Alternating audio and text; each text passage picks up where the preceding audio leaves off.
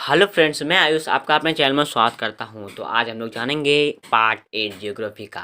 तो हम लोग अगले वीडियो पे जाने थे कि महात्मा गांधी ने कैसे संसाधन का संरक्षण में कुछ वर्ड बोले।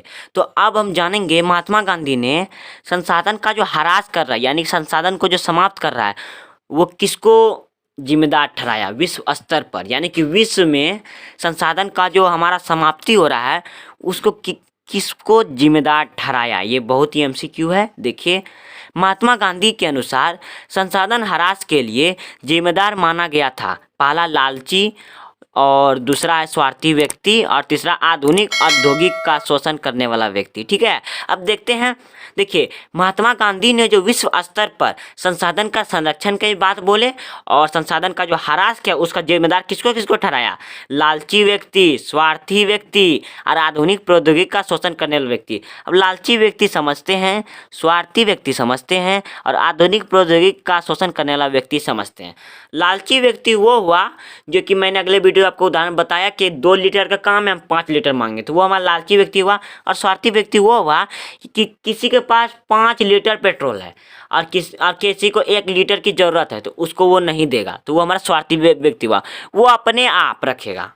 स्वार्थी व्यक्ति उसे कहते हैं जो किसी को लेन देन नहीं करता है, ले लेता है पर देता नहीं।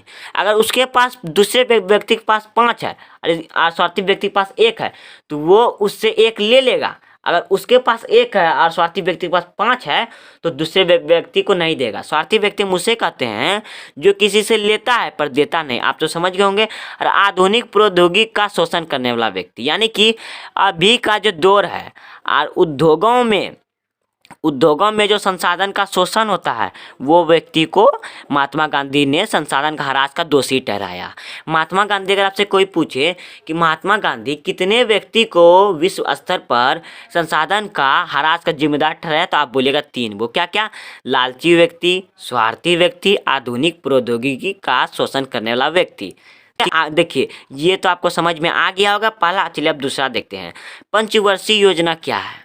देखिए, पंचवर्षीय योजना क्या है? इसका आंसर है पंचवर्षीय योजना का अर्थ होता है कि कोई योजना सरकार बनाई, वह योजना पंचवर्षीय योजना के तहत है तो वह योजना सिर्फ 5 वर्षों के लिए ही होगा। देखिए, सरकार अगर कोई योजना बनाती है, देखिए पंचवर्षीय योजना का अर्थ यही होता है साफ साफ। ठीक है, सरकार अगर कोई योजना बनाई, ठीक है, और वह योजना एक हमारा पंचवर्षीय योजना है तो वह योजना जो रहेगा सिर्फ 5 वर्ष के लिए। ठीक है, 6 वर्ष के लिए भी नहीं होगा, नहीं 7 वर्ष के लिए होगा, ये 5 वर्ष के लिए ही ये योजना होगा अगर वह योजना पंचवर्षीय योजना के तहत बना है तो। ठीक है, पंचवर्षीय योजना मतलब ये होता है, एकदम शॉर्टली में आपको बता देते हैं, 5 वर्ष में कानून का बदलना, योजना बदलना। 5 वर्ष के बाद उस योजना का कोई काम नहीं अगर पंचवर्षीय योजना के तहत है तो। अब तीसरा हमारा प्रश्न है, प्राकृतिक संसाधन किसे कहते हैं? तो आंसर इसका वैसा संसाधन जो अपने आप प्रकृति के द्वारा बनता है, तो ऐसी संसाधन को प्राकृतिक संसाधन कहते हैं। जैसे पेट्रोल को तो हमने नहीं बनाया, कोयला को तो हमने नहीं बनाया, खनिज को भी हमने नहीं बनाया, और इत्यादि। वो संसाधन जिसको हम नहीं बनाए, जैसे ये पेन है, ये हमारा संसाधन है, इसको हम बनाए हैं, पेन को हम अपने से बनाए हैं तो ये हमारा प्राकृतिक संसाधन ना होगा। जिन संसाधनों को हम नहीं बनाए हैं तो वो हमारा प्राकृतिक संसाधन कहलाएगा। ठीक है, अब नोट करने के बाद इसे आप नोट कीजिए, प्राकृतिक संसाधन ही अनवीकरणीय संसाधन है। ठीक है, देखिए, प्राकृतिक संसाधन में तो पेट्रोलियम आता है। अगर पेट्रोलियम एक बार खत्म हो गया तो इसे हम तो फिर से प्राप्त नहीं कर सकते, तो ये हमारा अनवीकरणीय संसाधन होगा कि नहीं। तो आप नोट कर लीजिए अपने नोटबुक में कि प्राकृतिक संसाधन ही एक हमारा अनवीकरणीय संसाधन है। ठीक है, और आप स्क्रीनशॉट ले लीजिए और आप इसे कॉपी में लिख लीजिए और इसे याद कीजिएगा। ठीक है, अब प्राकृतिक संसाधन आप समझ गए। अब 4वां प्रश्न हमारा, वर्ष 1960 से 61 वनों की अपेक्षा 2002 से 2003 में वनों की वृद्धि नहीं हुई। इसका मुख्य कारण, यानी कि प्रश्न का अर्थ ये होता है कि 1960 और 61 में जो वनों की वृद्धि हुई उसकी तुलना में 2002 और 2003 में वृद्धि नहीं हुई। इसका मुख्य कारण क्या है? इसका आंसर है वर्ष 1960 से 61 में वन 18% में फैला था, यानी कि 1960 से 61 में वन 18% में फैला था, जो 2002-2003 में 23% हो गया। क्या था, 1960 से 61 में वन था 18% में ही, ठीक है, और 2002-2003 में हो गया 23%, परंतु वैज्ञानिक मान के अनुसार 35% होना चाहिए। वैज्ञानिक कहते हैं कि ये 23% ना होकर 35% होना चाहिए। इसके निम्न कारण है। अब क्या क्या कारण है कि ये 35% नहीं हुआ, देखते हैं। पहला है बढ़ती जनसंख्या, दूसरा है कारखानों का निर्माण, तीसरा है चारागाहों में सीमित ना करना। देखिए, बढ़ती जनसंख्या आप जानते हैं, कारखानों का निर्माण जानते हैं, आप चारागाहों का सीमित करना नहीं जानते हैं।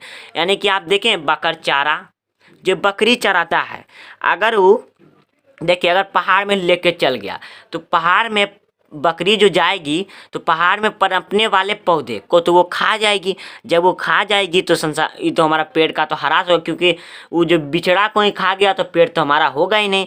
और उसी में हमारा सीमित नहीं किया और उसी को ज़्यादा बढ़ोतरी दिया तो हमारा जो पहाड़ में जो पेड़ पनपने वाले थे उसको तो खा लिया, तो पेड़ हमारा बढ़ा नहीं, तो हमारा क्या बोलते हैं, पेड़ का विकास हुआ नहीं, प्रदूषण ज़्यादा बढ़ गया, जिसके कारण हमारा पेड़ में विकास हुआ नहीं। कैसे विकास नहीं हुआ, देखिए, जब समझिए हम 100 गो बिचड़ा लगाएं पेड़ का, ठीक है, और वहाँ बकरवाला बकरी को ले जाके 50 गो पेड़ खिला दिया तो हमारा 50 ही पेड़ बचा, जाके हम 100 लगाए थे, 50 उसमें हमारा घट गया।